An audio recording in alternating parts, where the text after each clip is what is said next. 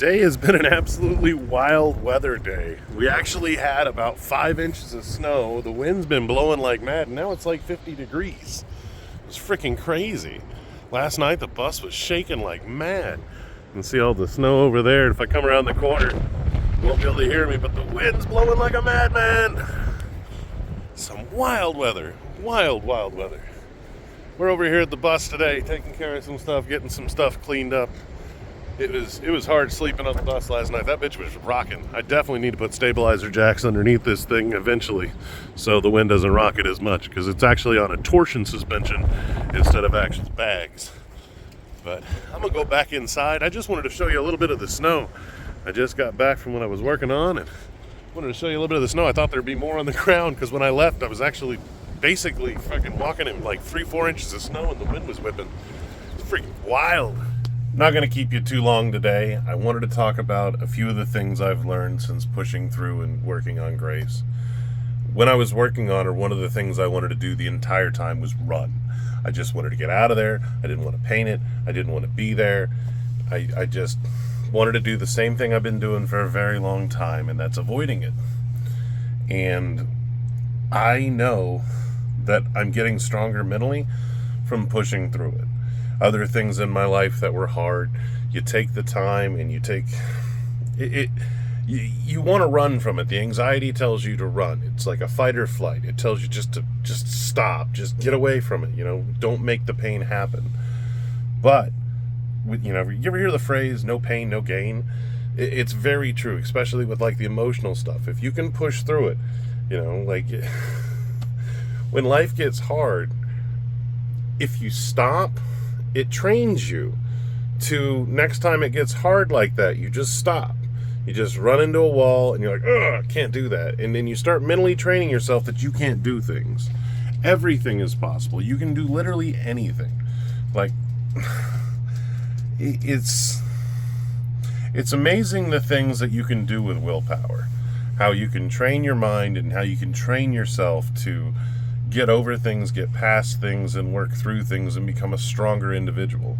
Doing the things that are hard are worth doing. If it's hard, it's probably worth doing. The things that are easier, the things everybody's doing, and the things that aren't going to get you through things, it's going to be like they're usually fixing the symptoms, not the actual problem. So, just wanted to give you a little tip and a few things that I've learned, and I'm feeling a little better mentally. I still haven't cleared it. Weather's kind of goofy.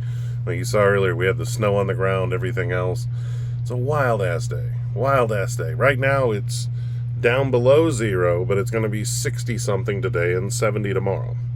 So, who knows? I got to watch the weather close because I want to make sure we don't have weird stuff going overnight, but I think tomorrow's overnight temps are good. So, we'll wait for it to warm up, and we'll get over there, get everything prepped, and hopefully get some clear shot. We'll see. But I wanted to let you know I'm doing better mentally. I'm stronger. I'm getting better at things.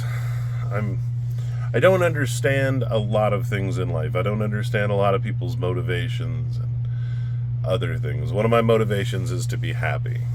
And that's why finishing the bike and getting it done right. And I know that finishing things is something I love doing. I don't like leaving things unfinished. It's a thing that, probably part of my autism. I just can't handle something unfinished. But I'm excited. Somewhat excited. And I can finally say that and really mean it. I'm excited. He is driving me nuts. Stay on the other side. I love you, but you're nuts. He's been driving me insane. He wants to live inside of my body. He can't be without not being within 2 inches of me today. So I had to close the door to blockade him from me. But no, I'm doing a lot better mentally. I'm stronger. I feel better. I feel better about the whole thing. I haven't gotten the fairing back down, so we'll see how I feel when I pull all that back down today. So I every time I see that, it puts this thing in my stomach and it sends me down to the lowest points, and I feel like the biggest piece of shit of a human. And I know it's not true, but I still feel that way, and I'm trying not to. I just really miss my friend, and I know it's survivor's guilt or whatever people want to say. I just miss him. I wish he was still here. I wish there was people like him. I wish I had people in my life that cared about me like he did. And there probably is. It's just I miss the phone calls with him. I miss the talking with him. I miss doing projects. I miss talking about projects and possibilities and just so many amazing things. But I gotta finish this thing off. So the one thing he helped build is somewhat cool. Again, I'm not grading myself A to F. I went unsat and satisfactory. So that helped me push through it, and I went with satisfactory. I feel like I would not mind putting my name on it. It's not my best homework. You know, airbrushing homework. But it's not my best work, but I don't mind putting my name on it. You know? And I don't want to spend the time to make it perfect, because I'll just sit there and keep adding and adding and editing. And I really needed to edit back, especially the fairing. But I'm happy with how it came out. But I love you guys. I appreciate you being here. Thank you for coming on this journey with me. And Rat Rod loves you too. He definitely misses you. And if he wants pets, you know, you're welcome to pet the living daylights out of him, because he's just excited because I'm even acknowledging his existence. But I love you, and I'll see you tomorrow. Bye!